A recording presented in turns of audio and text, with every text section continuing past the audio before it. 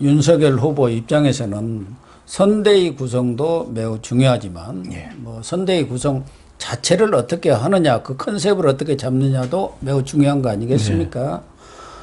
그래서 윤석열 후보는 선대위 자체가 국민 통합의 과정으로 만들겠다. 예. 그 이야기는 그동안 국민의힘 경선이라든가 국민의힘 입당하는 그런 과정 속에서는 아무래도 이 보수 쪽에 표를 얻어야 하기 때문에 네. 좀 보수적으로 기울었다면은 맞습니다. 중도 외연 확장. 그렇죠. 나아가서는 합리적인 진보라 할까? 네네. 거기까지도 아우르는 네. 그런 선대를 만들겠다. 예. 그런 뜻으로 봐야죠. 원래 저 민주공화 양당 체제가 1856년에 구축됐으니까 미국은 역사가 오래됐죠. 예. 이제 오래됐는데 여기도 보면은요. 민주당 후보는 경선할 때 좌측으로 가고 공화당 후보는 경선할 때 우측으로 갔다가 각 정당의 내셔널 컨벤션 전당대회를 통해서 정당을 대표하는 후보가 되잖아요. 되면은 중간 지점을 향해서 약속이라도 한 듯이 옵니다. 그러니까 이거는 뭐 자연스럽고 당연한 수순이거든요. 그렇게 이제 가는 거고 이제 그런 측면에서 윤석열 후보는 뭐 미리 대비하는 차원에서 잘하고 있다고 생각합니다. 외연 확장 차원에서 필요한 조치들을 해줘야죠. 그렇게 하기 위해서는 결국은 이른바 인재 영입. 인재 이게 영입. 중요한 네. 것 아니겠습니까? 네네. 그래서 윤석열 후보가 지금 인재 영입에 아주 공을 들이고 있는 거고 특히 그렇죠. 김종인 총괄선대위원장이 합류에 지금 목리를 부리고 있습니다만은 네. 이른바 삼김 체제가 될 경우 네. 너무 이 상부가 노쇠한 인상을 주기 때문에 맞습니다. 그 하부 쪽 그게 걱정입니다. 이쪽에는 좀 젊은 인재들 아니 세 분이 그 언론이나 방송에 노출될 때 도대체 그림이 안 잡혀요. 우리 당이 그러니까. 14세기로 돌아가는 그런 그림입니다. 그러니까 이제 뭐 방송이나 이런 쪽에는 주로 젊은 인재들이 나가서 맞습니다. 네. 이렇게 활동을 해야 하니까 네. 그래서 지금 윤석열 후보가 경륜 있는 당인사 그분들은 어떻게 보면 당인사들이거든요. 그렇죠. 그리고 유능한 네. 이런 외부 인사랄까 젊은 인사들 인재 영입에 지금 공을 들이고 있는 거 아니겠습니까? 네, 네. 맞습니다. 그런 과정에서 이 윤석열 후보 쪽에서 흘러나오고 있는 이야기는 젊고 참신한 그런 전문가 예. 또 여성 예. 2030의 예. 청년층 예. 이런 분들과 함께 또 진보 쪽에 인사가 많은 예. 호남 예. 여기서도 그 탈문 진보 예. 또 합리적 그런 진보 성향의 호남 인사들을 영입하는 그런 쪽으로 지금 방향을 잡고 있는 것 같아요. 예, 이미 뭐 그 우리 당에 이제 VIP들은 많이 들어왔고요. 예, 그렇습니다. 예를 들어서 아까 말씀하신 김병준 위원장 같은 경우도 친노 핵심 자장 아닙니까? 문재인하고 쌍벽을 이뤘던 인물이고 그 다음에 이제 민주당 대표를 했던 김한길도 합류를 했고요. 근데 어차피 김한길의 몸값은 그 집권 후 정계 개편에 큰 역할을 할 수 있다. 그 용도로 봐야 되겠죠. 물론 뭐 그 호남을 베이스로 하는 정당의 당대표 출신이라는 상징성도 있지만은 그 후에 그것도 있고요. 그리고 이제 호남 쪽이 이제 지역적으로 보면 상당히 중요한데 아니면 DJ하고 관련된 옛날에 초기부터 윤캠에는 인재영입위원장으로 가기부 장관 했던 김영한 그분은 호남분이 아닙니다. 예, 호남분은 아닌데 충청도 분인데 민주당에서 DJ 쪽에서 오래 있어가지고 맞습니다. 호남분으로 다 인식을 하고 있어요. 지역은 호남은 아닌데 이제 민주당에서 민주당에서 오신 분들이죠. 입각을 했으니까 이제 민주당에 오신 분이고 장성민 같은 경우는 DJ 국정상황실장 출신인데 그렇죠. 장성민 씨 이번에 그 8강까지 갔었나요? 그렇죠. 못 갔죠. 12강이었군요. 예, 하여튼 그래도 실험이 끝났지만은 뭐 장성민도 아주 그 훌륭한 인재고. 뭐 그 밖에 이제 이미 캠프에 들어온 사람이 김경진 씨라고 대외협력 특보, 윤건식 비전 전략실장 좀 알려진 분들이죠. 알려진 분이죠. 김건식, 유종필 뭐 그런데 이제 중량급 인사로는 지지선을 했던 박주선 국회 부의장은 중량급 인사잖아요. 그리고 김동철 원내대표나 문병호 의원, 송기석 의원, 김동철 원내대표만 해도 되게 합리적이거든요. 그래서 이런 분들이 지지선언하고 해가지고 또 한 분 더 있어요. 이용호 의원이라고 현재 무소속인데 그 우리 윤 후보가 공을 들이고 있습니다. 지금 호남에서는 네. 다 민주당이고 예. 유일하게 비민주당은 이용호 의원이죠. 유일하죠. 예, 그렇기 때문에 이용호 의원과 전북 남원 임실순창입니다. 지난 15일에 조찬을 하면서 합류를 적극적으로 요청을 했고 이용호 의원도 심사숙고적인 모양이에요. 현지 여론이라는 것이 또 있는 맞습니다. 것이고 네. 또 특정 당을 선택할 때는 유권자들하고 지역 유권자들하고 협의하는 과정이 또 필요한 것 아니겠습니까? 설득하는 그렇죠. 과정도 있어요. 맞습니다. 예. 유권자 설득을 해야 되고요. 그 박근혜 때는 한강옥 DJ 비서실장 한강옥을 스카우트했죠. 예, 그렇죠. 그러니까 박근혜 전 대통령 때도 호남 쪽에 예, 워낙 맞습니다. 새가 없으니까 예, 한강옥 했고요. 하나갑도 했고 예, 하나갑 전 김경재 전 의원도 했고 이분 뭐 지금 대선 후보 나선다고 뭐 이렇게 무슨 국민 통일당인가요? 거기 대선 후보 아닙니까? 어디 국민혁명당인가? 그렇게 이제 했었는데 그 호남하고 민주당 출신들을 윤이 앞장서서 영입하는 거는 중도 외연 확장을 위해서 상당히 그 잘하고 있는 것 같고요. 아까 이제 말씀하신 대로 이제 좀 그 프레시한 사람들 있죠. 예. 이제 이런 사람들도 이제 영입 대상이 돼야 되는데 우선은 이제 여성에서는 지금 이수정 교수가 거명이 되더라고요. 경기대 범죄심리학과 교수로 그렇죠. 20, 30대의 삶을 어루만져 줬다. 예. 뭐 이렇게 해서 이수정 교수가 언급이 되고 있고 저는 개인적으로 오은영 교수가 더 마음에 들어요.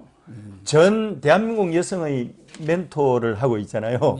예, 오은영 교수 같은 분도 사실 영입을 하면 좋고 또 영입하면 좋죠. 네, 그 네이버 사장하고 있는 한성숙 씨 같은 경우 예. 이 여성 CEO로서 얼마나 좋습니까? 네이버 CEO인데 뭐 이런 분들도 뭐 리스트에 올려두면 좋을 것 같고 뭐 공경의 변호사 네, 그렇죠. 민변 네네. 출신 아닙니까? 거기는 지금 뭐 리스트에 올라가 있는 것 같은데요. 예, 네. 그런 것 같습니다. 올라가 있는 것 같고요. 뭐 공동 선대위원장 후보까지도 예, 올라가 후보까지 올라가 있고, 그 다음에 이제 청년은 아무래도 4차 산업혁명 관련된 그런 유관업체를 경영을 해서 성공 스토리를 쓴 사람, 예를 들면은 이런 사람은 뭐 쉽지가 않은데, 쿠팡 그 이사회 의장 김범석이 몇 살인지 아세요? 43살입니다. 청년입니다. 청년. 청년이죠, 청년. 그래서 이분은 스카웃을 할 수는 없지만은 예. 이런 유형의 이 스몰 비즈니스라도 4차 산업업종에서 성공한 젊은 CEO 같은 경우도 이제 대상이 될 수 있고 또 하나는 이번에 틈새 시장으로 좋은 쪽이 있잖아요. 지금 자영업자들이 힘들잖아요. 예. 680만 자영업자가 위기에 처해 있는데 뭐 전국 소상공인 연합 회장이라든지 뭐 이런 사람들도 스카웃을 할 수도 있는 거고 또 한 가지는 이번 선거에서 관건이 되는 것 중에 하나가 부동산이잖아요. 이 부동산 쪽에 부동산 정의를 바로 세울 수 있는 그런 사람, 그런 역량을 가지고 있고 그렇게 인식이 되는 뭐 그런 그 유명인사는 아니더라도 그런 사람을 스카웃을 해도 되고요. 그래서 김경률 회계사나 김경률 좋죠. 또 참여연대에서 집행위원장 그렇습니다. 김경률 회계사 같은 경우는 되게 좋죠. 금태섭은 뭐 당연히 공동선대위원장 후보로 올라가 있고요. 뭐 탈문 인사로는 이제 금태섭 네네 들어가 있고. 얘기를 할 수. 그런데 제 생각에는 지금 외부 영입 인사만 말씀을 드렸잖아요. 그런데 우리 당에도 지도자 자원이 되게 많은 게 옛날에 서울시장 선거할 때도 박혜수만 후보를 찾았잖아요. 그런데 오세훈 같이 죽었던 사람이 본 의견에서 서울시장으로 되는 기정의 역사를 창출하듯이 우리 당에도 최근에 그 백의 종군하겠다고 선언한 나경원이나 김태호도 있잖아요. 그런 분들도 다 뭐 훌륭한 분들이죠. 훌륭하죠. 예를 들어서 나경원 하면은 아니 여성들 이수정, 오은영도 이제 스카웃을 하지만 나경원 하면은 종합적으로 우리 당을 대표하는 여성 지도자 아닙니까? 그리고 김태호 같은 경우도 젊은 날에 그 강력 단체장을 했어요. 경남지사를. 그러면은 나이는 좀 들었지만은 대한민국 이 청년, 중년의 이 표상이거든요. 그렇죠. 그러면은 이 사람들이 백의종군한다. 그럼 당신네 당협으로 들어가서 당협 하나만 책임져 하면서 선대위에서 내버려 두면은 이것도 실책이라는 거예요. 그건 아니죠. 지금 상고 처리해서 나경원은 여성 총괄, 김태원은 중년 총괄 뭐 맡기든지 이렇게 해가지고 또 다시 또 미션을 주고 그렇게 해야 된다고 생각합니다. 원희룡도 얼마나 좋아요? 나경원 의원 같은 경우, 전 의원 같은 경우는 뭐 여성 부분에 있어서 그렇습니다. 충분히 역량을 발휘할 수 있고, 그게- 물론 뭐 원희룡 전 제주시사라든가 이번에 참여했던 분들 경선에 네, 그렇죠. 23일에도 윤 후보가 그분들하고 오찬을 같이 네, 했던데 오찬을 같이 8명, 7명이죠. 네. 그러는 분들도 다 또 참여를 해서 각자 역할을 맡겨줘야죠. 그렇죠. 물론 또 당내 현역이라든가 중진들은 예. 지역 본부장을 맡겨가지고 맞습니다. 맞습니다. 지역에 가서 정말 뛰어가지고 표를 얻도록 해야 합니다. 중앙에 예. 우르르 모여있어 보니까 바로 저 민주당 메모드 선대위 돼갖고 안 움직이니까 그거 다 해체하자. 그게 그러고 나오는 거 대표님 아닙니까? 말씀하신 대로 김종인 대표는 슬림하자는 거고 아니 그러니까 그런 윤 분들은 후보는 하방하자. 예, 하방하자. 윤 후보는 이제 메모드급으로 가겠다 하는 건데 제가 절충형을 한번 제시를 했는데요.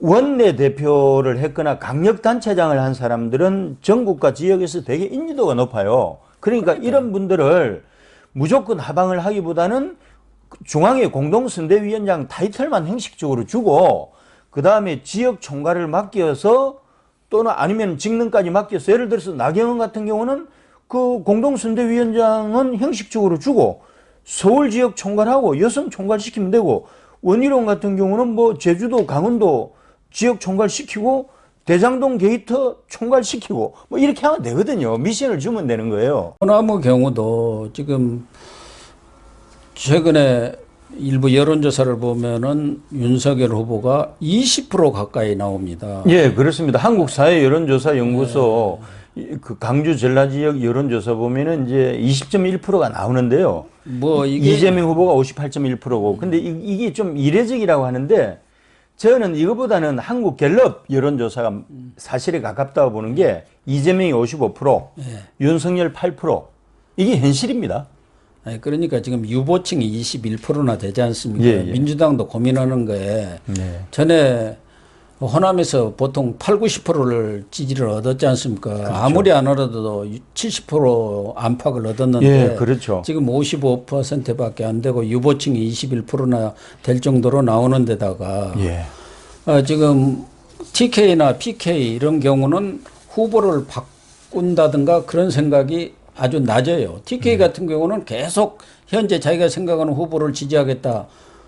이게 68, PK도 67.8. 네. 근데 호남은 59%뿐이 안 돼요. 네. 그러니까 바꿀 수 있다. 바꿀 수 있다는 여론이 호남에서는 39.6, 40%가 나오고 있기 때문에 네. 호남 민심이 흔들리고 있다. 거기를 지금 윤석열 후보가 파고드는 것이 그렇죠. 이거는 한 표가 아니라 두 표가 되는 것 아닙니까? 맞습니다. 저리 갈 표를 우리 표로 가져오니까. 더군다나 그 호남에서의 지지세를 확보하는 것은 그게 바로 또 수도권으로 연결이 되지 않습니까? 연결이 되죠. 예. 그래서 호남에 지금 윤석열 후보도 상당히 공을 들이고 있는 것이고 그 박근혜 때 그렇게 해가지고 두 자리 숫자 10.1% 최초로 두 자리 숫자 한 거죠. 물론 또 이제 네. 막상 또 투표장에 가고 앞으로 진영 싸움이 치열해지면 호남이 과연 지금처럼 윤석열 후보 쪽에서 그렇죠. 예. 호감을 긍정적인 입장을 가질지는 또 별개의 문제입니다. 투표장 들어가면 또 투표장에서는 재짓기를 하죠. 재짓기를 하죠. 맞습니다. 어쨌든 뭐 박근혜 때 두 자리 숫자 나왔던 전례가 있으니까 이렇게 해서 호남하고 민주당 출신들 적극적으로 영입해서 앞장세워서 영토 확장을 하는 것은 좋은 선거 전략이라고 또 하나는 생각합니다. 지금 2030 네. 이 분야가 물론 최근 여론조사에서는 이재명 후보보다 다 앞선 걸로 나와 있습니다만은 예. 지난 경선 과정에서는 상당히 고전을 했지 않습니까? 그렇죠. 그렇기 때문에 이런 쪽에 있어서도 젊은 사람들을 좀 끌어들이는 노력이 많이 있어야 할 것 같아요. 그래서 뭐 당에다가 이 선대위에 미래 청년위원회인가 뭐 이런 것도 만든다는 생각을 갖고 있는 것 같더라고요. 이준석 대표가 이제 청년하고 뉴미디어 전문가잖아요. 그런 쪽으로 이제 그래서 이준석 대표가 맡아주면 좋죠. 이준석 대표가 맞는 걸 알고 있습니다. 그리고 아까도 뭐 말씀하신 대로 좀 자영업자라든가 소상공인 또 여러 가지로 소외계층 이런 쪽을 위해서는 김정인 대표가 아니 김정인 위원장이 쭉 얘기했던 게 약자 동행위원회. 약자 동행위원회 참 이건 좋습니다. 또 뭐 같이 만들기로 합의가 된 거 아닙니까? 그거 아주 좋은 것 같습니다. 그런 부분들도 다 중도 또 외연을 확장하게 한 그런 방안들 아니겠습니까? 여성 부분에 있어서도 아까 말씀하신 대로 나경원 전 의원이라든가 이런 분들이 역할을 좀 당에서 총괄을 해 주시면 좋은데 지금 이제 거론되는 것은 몇 사람들 그동안 언론에 나왔던 사람들인데 좀 나오지 않은 사람들도 뭐 각계 유능한 지도자들이 엄청나게 많지 않습니까? 네, 그렇습니다. 뭐 그런 분들도 적극적으로 좀 영입을 해야 하지 않겠나. 또 전문가 그룹도 지금 윤석열 후보가 가장 앞으로 집권 후에 인재를 전문성, 능력을 중시하겠다. 뭐 거기에다가 탕평 인사도 얘기를 했습니다만 그동안 또 정치 입문하기 전에 여러 전문가들도 쭉 만나왔지 않습니까? 맞습니다. 그래서 좀 전문가 그룹도 적극적인 영입 노력이 있어야 하지 않겠느냐. 지금 미래시대 그 위원회요. 미래비전위원회 윤석열 외곽 조직인데 여기에 전문가들이 한 100명 정도 포진해 있고요. 사실은 뭐 공정과 상식 포럼이라든가 또 공정 개혁 포럼 뭐 비슷합니다만은 이런 데도 지금 학자들이 뭐 어마어마하게 많이는 있습니다. 공정개혁 포럼에도 한 200명 있고요. 또 임태희 실장이 공동의장을 했던 혁신정책회의에도 전문가 한 100명 정도 포진해 있습니다. 뭐 전문가들은 많이 있는데 전문가들 많습니다. 그런 중에서 정말 옥석을 가려야죠. 그렇죠. 옥석을 가려야죠. 전문가라고 해갖고 써가지고 나라 망친 경우 많아요. 우리 전에 보면은 청와대 맞습니다. 지금 다 그 수석들 김상조다 뭐다 최고 전문가라고 했는데 뭐 했습니까? 소주성이다 뭐다 해갖고 다 망쳤지 않습니까? 장하성이가 그 대표적인 사람 아닙니까? 그 몇백 명 되는 중에서 이제 진주가 나와줘야 되는데 일을 하다 보면은 그 이 진주가 보이잖아요. 그 안에서도. 그래서 그 수백 명 중에 수십 명의 진주가 나왔으면 좋겠네요.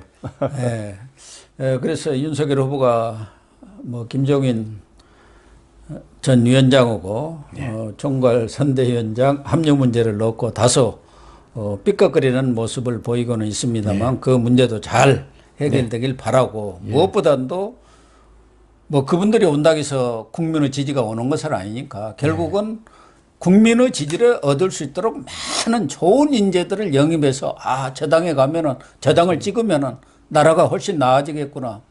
뭐 그런 희망을 줘야 할 것 아니겠습니까? 그렇죠. 그런 차원에서 정말 좋은 인재 영입에 더 공을 들여주기를 부탁드리는 수밖에 없는 것 같습니다. 맞습니다.